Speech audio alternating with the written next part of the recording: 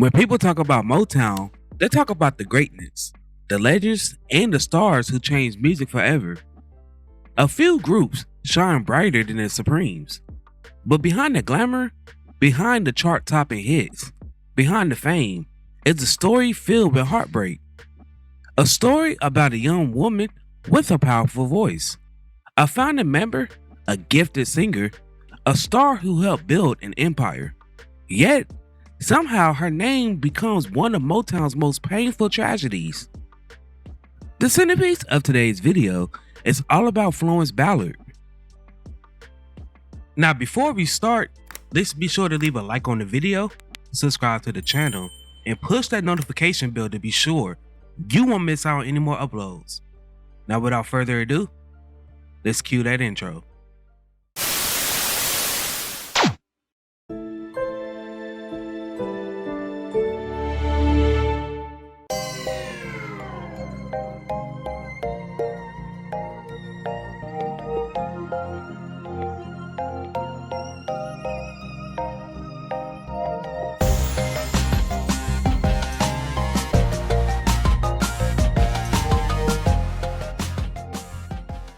Before Motown, before the fame, before the Supremes, there was Florence Ballard, born on June 30th, 1943 in Detroit, Michigan. Florence grew up in the city that would eventually become the heartbeat of American music. Detroit was tough, working class, and competitive, but it was also filled with talent. Music lived everywhere, in churches, street corners, and inside of homes. Young Florence grew up surrounded by that sound, and from a very early age, one thing became clear: she could sing. And not only sing, she had power, soul, and a voice that was impossible to ignore. Her parents was originally from the South. Her father, Jesse, was born in Alabama, and he was adopted by the Ballard family when his grandmother passed away. Due to this, she is the adoptive cousin of Hank Ballard. They have a huge family. There's reports of it being between 13 to 15 siblings. Her father got a job at GM, which was very common since Detroit was an industrial city. Her father was also an aspiring musician, and Florence, whose nickname was Flo, would always sing around the house. Her father saw that talent in Flo and started helping her with her craft. Eventually, the family experienced financial problems, which caused the family to move from neighborhood to neighborhood. When she was 15 years old, the family moved to Brewster Douglas housing projects. This is the same housing projects that was home to Diana Ross and Mary Wilson. By the age of 16, she experienced her first heartbreak when she lost her father to cancer. When Flo was in middle school, she met her best friend, Mary Wilson, at a talent show. Mary was the one to introduce Flo to Diana. While in high school, Richard Street used to help the young ladies with their singing and dancing craft. In 1958, the Primettes was the hottest unsigned group around the Detroit area. When Flo was just a junior in high school, she ran into Future Temptation member Paul Williams. With Flo being able to sing, and Paul's then girlfriend Betty McClone could sing as well, the Primettes manager Milton Jenkins caught wind of this and created a spin-off group called the Primettes. With Jenkins being their manager, he would have the group perform in local talent shows and inside social clubs. The Primettes sang songs by Ray Charles and the Drifters. The group quickly made a fan base as the fans liked their style, which was similar to Frankie Lyman and the Teenagers, but with a female twist. The group added guitarist Marvin Toplin, and around this time a lot of groups lip-synced during their performances, but the Primettes, they sung live, which really separated them from everyone else. Diana Ross, who was Smokey Robinson's neighbor, asked for his help for an audition at Motown. When Smokey was setting up an audition for the Primettes, he took a liking to their guitarist. He got permission from the girls, as they was referred to at Motown, to use him for the group. When it was time for the audition, Berry Gordy liked them, but he felt that they wasn't experienced enough, and with their age playing a huge factor, he told the girls to graduate from high school and come back. Flo was the only member of the Supremes that didn't graduate high school. Life changed for her in 1960 when Florence was SA'd by a local high school player and future NBA player, Reggie Harden. This incident played a huge role in developing her alcohol problem. Later that year, the Primettes signed to Lou Prime Records. The label was created specifically for the Primettes. They went on to release 2 songs under the label, Pretty Baby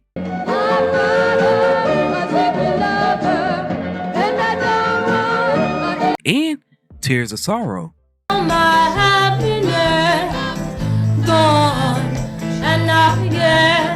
Both songs failed to reach the Billboard charts. When Betty McGlone left the group to get married, she was replaced by Barbara Martin. Around this time every day, the girls would get out of school and they would go down to Hitsville, USA. Eventually, Barry allowed them to do some type of work. He allowed the girls to do hand claps and sing background for artists such as Marvin Gaye and Mary Wells. By 1961, the Primettes impressed Gordy enough for him to sign them to Motown, only under one condition: they had to change their names. The group's male version, the Primes, had broken up by this point, and Eddie Kendricks and Paul Williams joined Otis Williams and Melvin Franklin, creating the Temptations. Flo came up with the group's name, the Supremes, which Mary and Diana wasn't impressed with this, as they thought they was going to get mistaken for a male group. Thankfully, this wasn't the case, but in the beginning, they was known as the No-Hit Supremes, as they released 8 straight singles that failed to chart. By 1962, the group released their debut album, Meet the Supremes, and that same year, Barbara Martin left the group. And this became the moment that we got the Supremes that we know today. In 1963, the group released a song, When the Love Light Starts Shining Through His Eyes.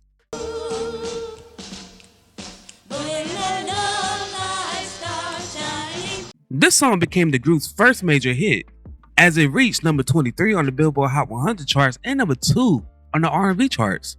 After this song, Diana Ross became the group's lead singer, as before they all shared leads on different songs. The early days wasn't easy. The Supremes, they struggled to find hits. At one point, insiders even joked and called them the No-Hit Supremes. But then everything changed. The hits, they started coming, such as Where'd Our Love Go? And it hurts so bad. You can't. Baby Love. I need love, baby love, baby love. Come See About Me. Come and see about me. Come see about me. See about you, baby. Stop in the Name of Love. Stop in the name of love. And You Can't Hurry Love.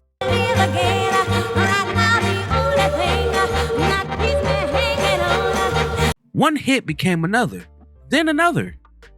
Soon, the Supremes became the biggest female group in America and then the world. Flo's aunt was the ex-wife of James Brown until her passing. Her family still referred to James as Uncle James. As the Supremes grew, bigger tensions grew inside the group. Success brought pressure and unequal treatment. It became increasingly clear that Motown was positioning Diana Ross as the breakout star. The shift changed everything. The group slowly started to center around one person, and for Florence, the emotional toll became heavy. It's a well-known fact that Florence Ballard and Diana Ross bumped heads, as Flo was the founding member of the group and Diana was a hand-chosen lead. Florence expressed her dishappiness with the group's direction. As the group's schedule was intense, it started to drift everyone apart. Although Diana Ross featured the lead voice, Florence remained crucial to the group's success. Her vocals helped shape the Supremes' signature harmonies. Her presence added power, energy, and personality. Off stage, Florence was known for her humor, honesty, and her fierce spirit. She was bold, unapologetic, and unforgettable. With Motown pushing Diana to be the top star, this means Florence and Mary got pushed back. During this time, Flo was battling depression, as she still hasn't coped with her previous trauma, and as a result, she turned to the bottle. Behind the scenes, Florence faced personal struggles few fully understood. The woman who once radicated strength was carrying enormous pain. Many that was close to Florence noticed the change. She became increasingly unhappy and distant. The bright spotlight that once felt like a dream come true began to feel like a burden. By 1967, the situation reached a breaking point when Flo was removed from the Supremes. She was replaced by Sydney Birdsong. For fans, the change was shocking. For Florence, it was devastating. She had built the Supremes from the ground up. After all, she was the founding member. Now that she was gone, the group moved forward without her. Soon after, they changed their name to Diana Ross and the Supremes. For many, it confirmed what Florence had once feared. The group that she helped build no longer felt like hers. On February 22nd, 1968, Florence negotiated her release from MOTOWN under one condition.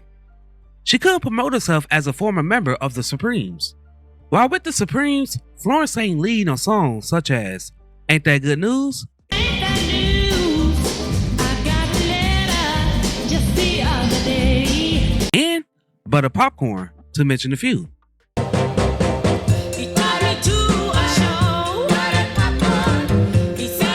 According to Marvin Gaye, Florence was one hell of a singer and the strongest out of all three. Leaving the Supremes did not bring her peace. Florence struggled financially, professionally, and emotionally. She attempted a solo career, but success never came. The music industry had moved on, and the support was limited. The fall for stardom was brutal. Her life became increasingly difficult. In March of 1968, she signed with ABC Records, where she released 2 singles that was unsuccessful. As a result, the label shelved her album. The attorney who helped get Flo out of her contract with MOTOWN was also facing embezzlement charges, so she fired him.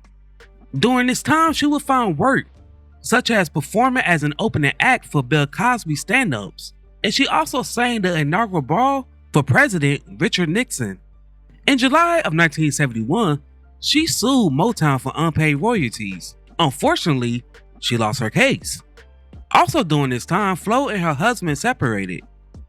She was going through financial problems and she also had to foreclose her home. Life was hitting Flo hard. At this time, she was going through a separation, losing her home, and her dream was being taken away from her. She wound up moving in with her sister Maxine in 1972. When Diana Ross left the Supremes to pursue a solo career, Mary Wilson invited her back into the group, but by this time Flo was drained and had no desire to sing. In 1974, Flo faced a life-changing decision when she applied for welfare, a move that made headlines. Later that year, she chose to fight her depression and her demons as she entered herself into rehab. The years that followed was marked by hardship, financial struggles, personal battles, and emotional pain. Yet through it all, Florence fought to survive. She remained a symbol of resilience. Even in darkness, she kept going. Fans who knew her remember her strength. They remember her laughter. They remember the fire that lived inside. Sometime in the future, Florence received a blessing as she received a settlement check from her former attorney company. This helped her get back on her feet as she was able to buy her house. She fixed things with her husband, and most importantly, she gained the strength to come back to singing. But sadly, on February 21st, 1976, Flo checked in to the hospital for numbness in her arm. The very next day, at the age of 32, she sadly passed away from a blood clot in her artery. Her passing shocked fans and devastated those who love her. She was far too young, far too gifted, and gone far too soon. The music world lost one of its most powerful voices.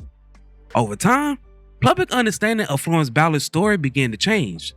More people are recognizing her contributions. More people are being asked difficult questions about MOTOWN, fame, and fairness, and about how such a powerful talent could be overlooked. Her story becomes more than a tragedy. It becomes a conversation about justice, recognition, and legacy. Some voices change music. Some stories change history. Florence Ballard did both. She helped build a dynasty. She helped shape MOTOWN. And she helped create music that still inspires millions. Though her life ended tragically, Her voice still echoes, her legacy still matters, and her story still deserves to be told. Because Florence Ballard is more than a tragedy. She was a pioneer, a legend, and of course, a supreme. Now before we go, I have a question for you all. What is your favorite song by the Supremes that features Florence Ballard? While I have y'all here, if you would like to support the channel further, then feel free to become a member. By doing so, you help make these videos possible. I thank each and every one of you who supported me along this journey.